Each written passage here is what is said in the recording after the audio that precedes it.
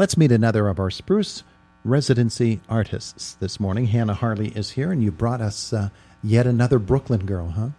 I did. She's actually living in Queens now. Oh, so. She's a Queens girl. She's a Queens girl, yes. But we're here with Maryanne Braine. A little bit about the Spruce. We invite artists to come and live and work in Indiana County.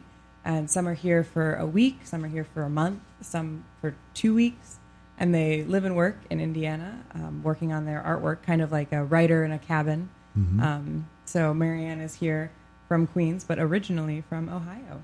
Oh, there you go. Yeah. So are you a small town girl or a big city girl? Oh, gosh. Now you're a big city girl. Now I'm a big city girl. Yeah, I've been in New York for about 5 years, so I feel like I've acclimated to the big city. But no, I mean, definitely it's more like a suburban girl at heart from the suburbs of Columbus. Yeah. That's a nice area. Yeah, it is. It's great. Area. It's really great. Yeah. All right. Well, let's meet Maryanne Braine and talk about her art and her residency here in Indiana. How long are you here? I'm just here for a week. So, I got here on Monday, and then I'm leaving on Sunday. Yeah, so I guess less than a week. So I've just really been trying to put in as much time making art as possible while I've been here. But, yeah. What kind of art are you making? So I do a lot of alternative process photography. So that means like a lot of things that are pre-film based work. So just kind of playing with chemistry and making images that, normally maybe would be black and white. I would make something that looks blue and white. That's like a cyanotype process. And then recently, since I've been here, I've been doing a lot of photo transfer things. So transferring photos onto one surface to another. Lots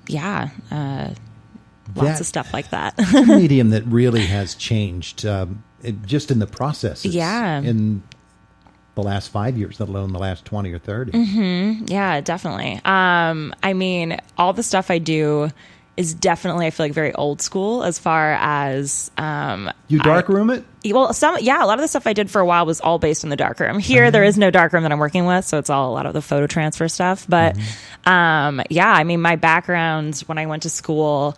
I went to a small liberal arts college in Richmond, Indiana, not of Indiana County, but the program there was like not very, it didn't have a lot of digital resources, and that was where a lot of the photography was moving, was more towards the digital realm.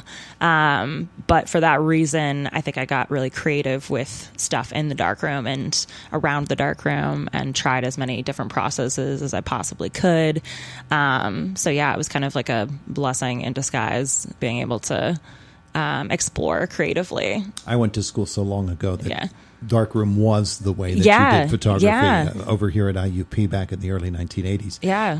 And it really is a creative endeavor, isn't it? It totally is. I think as soon as you kind of master like how the chemistry works, then as soon as you do that, you kind of have so much freedom to just explore and do different things and play with how you're exposing the image on the darkroom paper. And I did a lot of that, like folding the paper before you're exposing it, so you get some really distorted images, and you can have a lot of fun in there. And it's like kind of like a playground for me. I kind of miss being in the darkroom all the time in that way, but you get lost and you miss supper. Oh yeah, definitely. I would spend like 8-10 hours just in the darkroom and come out and be like, I don't know what time of day it is. I haven't seen light.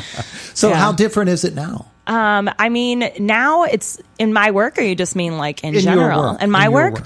Well, since I don't have access to a darkroom, the process I've been using, it's like a lot easier. It's not really having to do with the chemistry, but I can print out images just on a standard printer and then transfer those over just using a different, I use gel medium that people usually use, and like painters usually use it as like a transfer agent to transfer over images to something else. But again, it's another, I feel like when I don't have access to something, it just makes it so I have to be more creative with something else. So like trying to work with this new process has kind of, again, opened up other avenues in ways that I hadn't expected. I told you before we came on the air, you're like a mad scientist. Yes. But you're a mad scientist. Yes. Who is also an artist. Yes.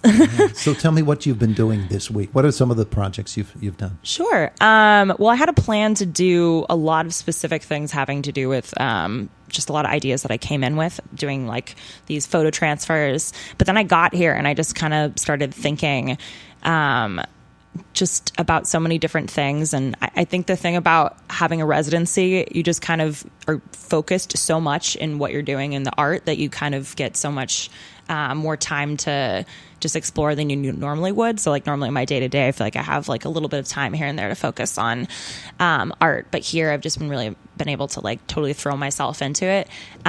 So I started off wanting to just do these photo transfers, but then all of a sudden I'm pulling in different materials and starting to work with almost like different visual type languages. And I've been just, I don't know, I'll get an idea in my head about just a phrase and I'll just kind of repeat in my head. And then I'm like, okay, I'm going to try this avenue instead. So, I've been working on doing transfers based on some ideas about, a lot of my work is like self-portraits. So transferring images of self-portraits onto fabric. That's something I was working on recently. And then exploring collaging other found imagery from like magazines, doing stuff like that. But Spruce already, I've just kind of gone down a couple different routes of different ideas that I wasn't even expecting, that I'm not even sure what they really are yet. So it's been a lot of fun. Maryanne Braine is our guest. She's a member of the Spruce Arts Residency community now. And you've been here for just a brief while, but you'll be able to stay. And you, Hannah, have a show set up. Which Maryanne's work is going to be featured along with some others? We do. Saturday, we have our exhibition opens called The Form. That opens at 6 p.m. at the Clark Gallery, which is at 637 Philadelphia Street, entrance on Carpenter Avenue. Follow the signs. We'll have signs out. And that will include work by Maryanne Braine, Rima Day, Leslie Walmsley, and Rebecca Sutton. We'll also be at in Blairsville at the Knotweed Festival earlier that day. Oh, okay. We're bringing our artists in. We're going to set up. We have a booth there, and we're going to have them be making work at the Blairsville Knotweed Festival. Yeah, well, it sounds like a lot of fun. Tomorrow's a big day. It is a big day. But today, the third annual photography show opens at Artist Hand, too. Oh, yeah. For those looking for any sort of art activity, there's lots going on every day in Indiana now. The Spruce, Maryanne, gives you a chance to see other artists and work with other artists if you get the opportunity to do that. What's that like for you? And is that something that you've been able to do before? Yeah. It's a lot of fun. I really enjoy being part of a creative community. I think that really pushes your work into different interesting avenues just by seeing how many different types of mediums that people are exploring. I have had the opportunity to do that I went to grad school at Parsons School of Design to get my master's in fine arts. And that was kind of my introduction to a creative community like that. We're just surrounded by people that are making just all sorts of different types of art, and you get their input on your art and a different perspective, and it's very, very cool and a lot of fun. I haven't had that since graduating from grad school, so it's been a lot of fun to be back in this immersive community where I'm surrounded by people who are exploring all sorts of different things and different mediums. There's painters here, there are people who are drawing, I'm doing photography, there's a videographer here, there's people doing all sorts of kinds of art. So it's great to see that and then also get their perspective and just share with each other. It's been a lot of fun. And when you walk outside, it's just like being back in Queens. Yeah, yes, almost just like Queens. It's not really in any way, shape, or form. But it's been good to meet you. Yeah, you too. I'm glad you came by to visit with us here this morning. And Hannah, once again, we want to invite everybody to come to the show.